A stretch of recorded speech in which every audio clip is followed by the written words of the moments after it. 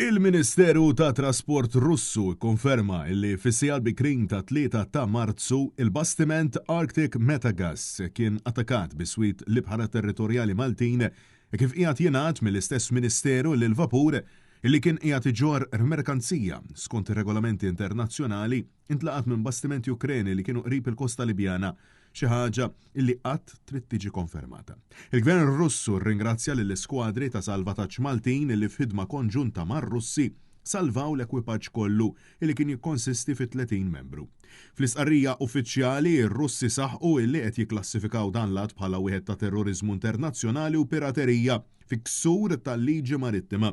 Dan fil-waqt li l-medja internazzjonali qed tirrapporta li l-bastiment Russu kien effettivament soġġett għal sanzjonijiet internazzjonali li ġew imposti mill-Gvern Ingliż u mill-Istati Uniti. Sa qabel ma ħarġu r-rapport investigattivi mill-ġurnal Times of Malta u propju minn Net News, din l-informazzjoni kienet inżammet mistura kompletament mill-Gvern Malti.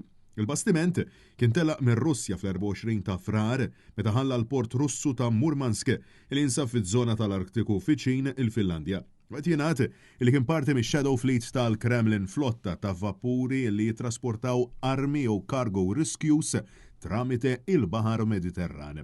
Jider li dan it-tanker tal-gas sploda wara nintlaqat minn Sea Drone u spiċċa nbidel f'ballun tan-nar.